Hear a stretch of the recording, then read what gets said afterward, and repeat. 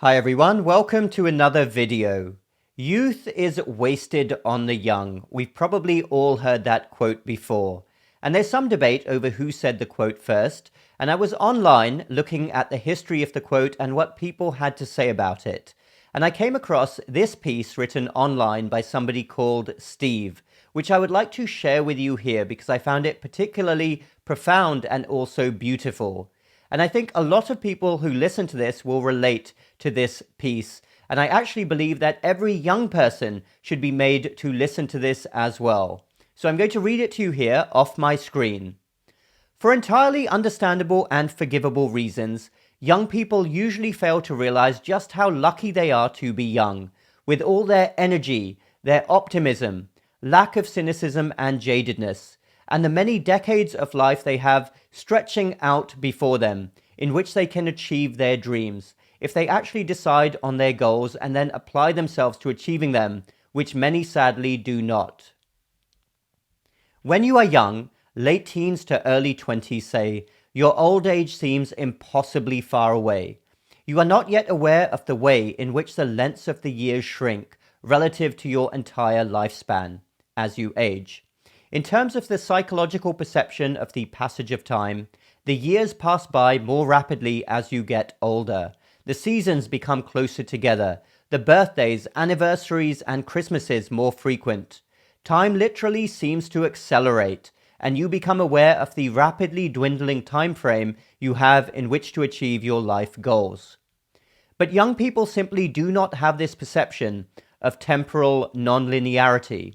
And so they live their lives as if they were immortal, as if there will always be enough time to do the things they want or need to do because time is on their side. The philosophy of the young is, mañana, mañana. Put off till tomorrow the difficult or unpleasant tasks, the responsibilities and duties, and there will always be more opportunities to have new experiences, acquire new skills, or embark on new adventures. Go traveling in Europe. Learn the guitar. Visit relatives in New Zealand. See that band play. Dive on the Great Barrier Reef. Trek the Grand Canyon. Sure, that sounds like fun, but I can always do those things next year or when I graduate or get my first job, they think to themselves. Today I can just coast along and maybe do exactly the same thing I did yesterday or last week or last month, because that's so much easier than thinking of something new to do, isn't it? Why not just drift wherever the tide takes my boat, amuse myself with simple things and pass the time in trivial ways, or just distract myself with easily attainable transitory pleasures? If it takes too much effort or planning, or involves deferred gratification rather than immediate reward, then, nah, that's not for me. Not yet, maybe when I'm older. This is the philosophy of the impulsive, hedonistic procrastinator, of course. Impulsiveness and procrastination are not necessarily mutually exclusive. It depends on what one chooses to be impulsive or procrastinatory about. And people tend to be impulsive about easy short-term goals, but procrastinate about more difficult long-term goals. But I don't begrudge the young this carefree spirit, because I shared it myself once and was happy to do so. You are only young once, and to be a young adult while feeling this freedom from the burdens of adult life is a wonderful thing. You will only get this one chance to experience it, and everyone should get this chance. Though sadly, many young people, such as teenage parents, the young unemployed, child soldiers, and so on, do not. That is probably why many older people look back upon their late teens and early 20s, perhaps when they were college students, as amongst the happiest years of their lives. I know they were for me.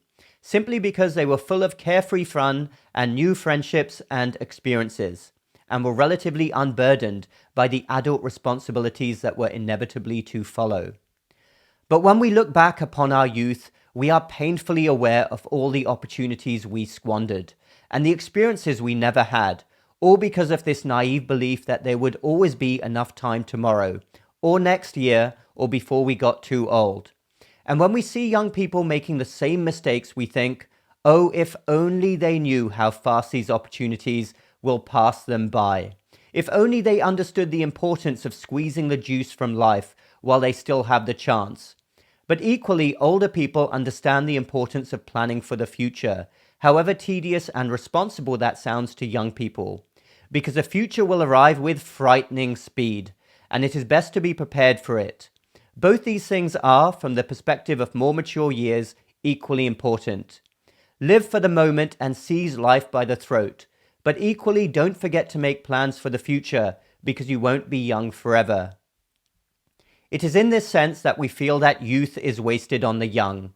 We have learned from experience how quickly the opportunities for life experiences disappear, and it frustrates us to see young people squandering them, when, if we had the chance to live our lives again and be magically reborn as teenagers or college students, we would seize the day and suck the marrow from life, in the knowledge that we are mortal and that our time on this earth is finite.